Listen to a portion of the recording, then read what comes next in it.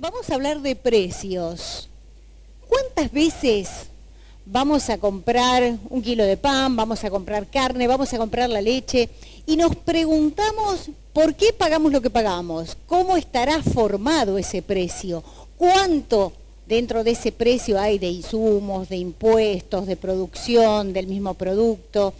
Bueno, de eso vamos a hablar porque en el estudio semestral que realiza FADA es la Fundación Agropecuaria para el Desarrollo Argentino, hacen literalmente una radiografía de los precios. Así es que juntos vamos a intentar saber cuánto pagamos y por qué en cada uno de estos productos. Para eso estoy en comunicación con Nicole Pisani Claro, que es economista de FADA. Nicole, ¿cómo va? Gracias por atendernos.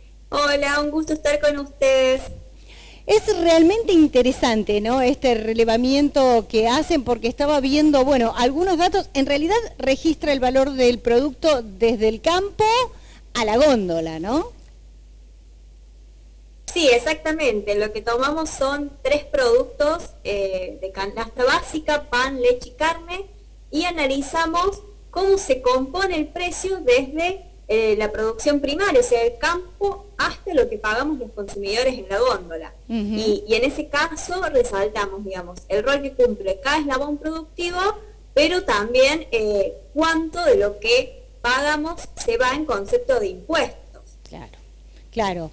Bueno, y la verdad es que nosotros estamos en la cuenca láctea por excelencia, ¿no?, con una fábrica como Sancor aquí, así es que muchas veces, por ejemplo, vamos a arrancar por la leche, porque siempre sabemos a lo mejor cuánto se le paga al productor, el litro de leche, pero es interesante saber cómo está compuesto, desde que se ordeña la vaca, como decimos normalmente, hasta que llegamos a la góndola y tomamos el producto.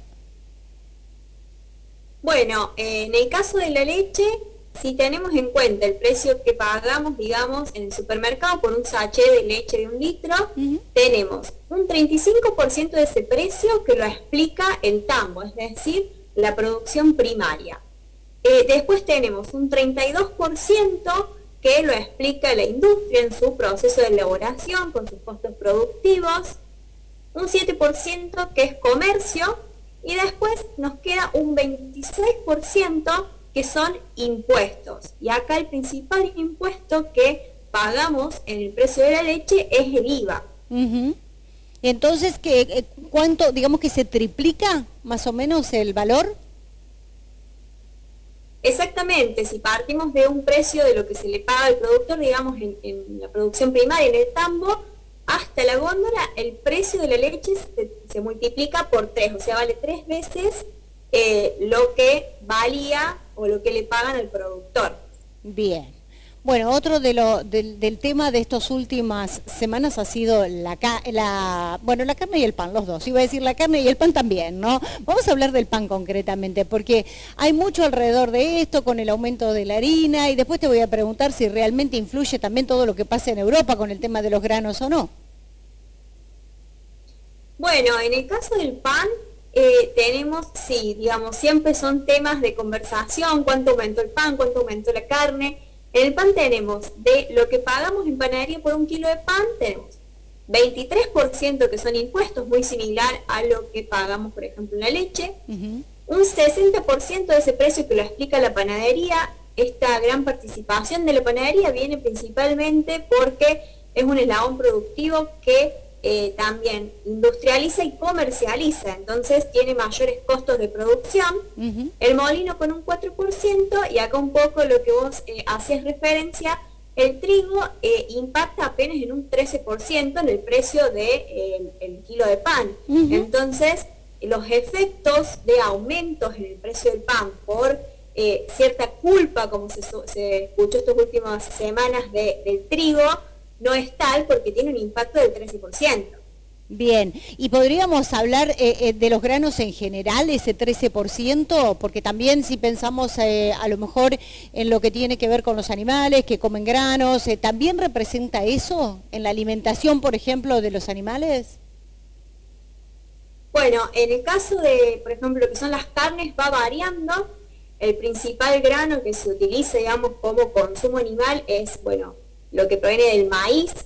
En este caso el maíz, por ejemplo, representa un 16% del precio final de la carne de cerdo, un 23% en el precio de la carne aviar o un 11% en la carne vacuna.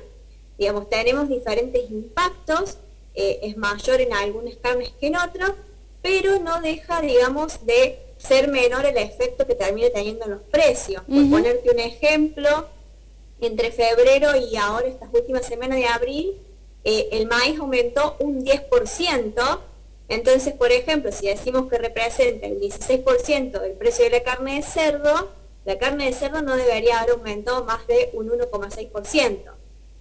Y lo mismo, recién lo que mencionábamos del trigo. El trigo fue por ahí el de mayor debate, porque aumentó un 30% en este último tiempo, pero en realidad el pan no debería haber aumentado más de un 4% y hemos visto, digamos, que los precios han excedido esos aumentos. Y esto viene a colación también de otros costos de producción.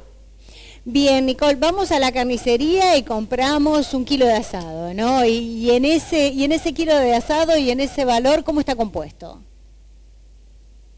Bueno, en lo que es carne vacuna, tenemos también un proceso productivo de mucho más tiempo, mucho más largo, en donde, por ejemplo, eslabones como la cría y el feedlot tienen costos de producción más altos.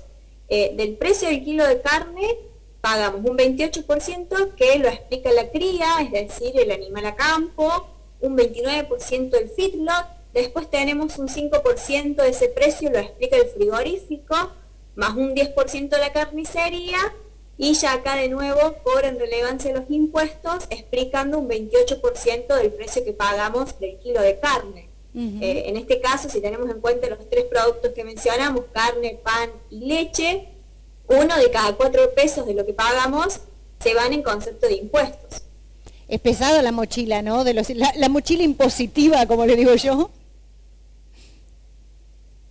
Sí, realmente tiene un peso muy importante los impuestos, en este ejemplo de estos tres alimentos, pero en términos generales, en la economía argentina la carga tributaria es importante, es alta, y bueno, en el caso de los alimentos cobran relevancia impuestos que también tienen un efecto negativo en el bolsillo de los que menos tienen, de los que menos ingresos generan, que es el IVA, ¿no? Nicole, y más o menos, o sea, ¿tienen una idea o han hecho ustedes a partir del trabajo? Porque yo sé que hacen un relevamiento semestral, pero digo, más allá de esto, ¿se puede comparar o hay en todo caso alguna comparación de estos mismos productos con otros países, sin irnos a Europa, a lo mejor con Uruguay, con Chile, con Brasil? No tenemos realizado una comparación puntual con estructuras tan, digamos, armadas de las cadenas, debido a que se requiere información de primera mano que muchas veces es difícil de conseguir en otros países, pero sí la carga impositiva en nuestro país es mayor, entonces eso termina, digamos, afectando bastante la composición de los precios, y también, bueno, tenemos estructuras productivas donde muchos eslabones, como por ejemplo el caso del tambo, tienen precios que no compensan sus costos. Entonces, esto también en nuestro país, digamos, es una situación distinta a otros países productores. La carga impositiva es un punto por el cual empezar. Después también tenemos cuestiones vinculadas a la realidad de nuestro país, en donde tenemos una economía que no crece hace muchísimos años, no genera empleo genuino, y donde tenemos un proceso inflacionario que se viene arrastrando, digamos, mes a mes, que tenemos inflaciones que empezaron en el 30% anual y estamos hablando de que este año vamos a terminar en un 60%, y eso, digamos, es lo que más impacta en el bolsillo de los argentinos, el proceso inflacionario y la pérdida de valor de la moneda, donde nuestros salarios no alcanzan, digamos, para comprar lo que necesitamos. Y lo que crea una desconfianza constante, porque es permanente que ante esta falta de confianza constantemente se van subiendo o incrementando o subiendo los precios de cada uno de los eslabones, ¿no?, de esta cadena. Bueno, exactamente, hay un punto muy importante, que nuestro país, digamos, tiene una ausencia de confianza en su moneda y en su política macroeconómica, que también termina generando digamos, efectos negativos en las cadenas productivas, no solamente de los alimentos, sino en todas las producciones y en los precios de todos los productos. Recientemente tuvimos un dato de inflación del 6,7% del mes de marzo, en donde hubo aumentos de costos de educación, de combustible, gas, energía, muy superiores a lo que se esperaba, ¿no? Sin lugar a dudas. Nicole, muy interesante estos estudios, estos relevamientos que ustedes realizan constantemente, así es que vamos a estar en contacto para ir siguiendo el tema de los precios y justamente todo lo que tiene que ver con la economía de nuestro país. Te agradezco por este tiempo. Muchísimas gracias a ustedes, un gusto acompañarlos.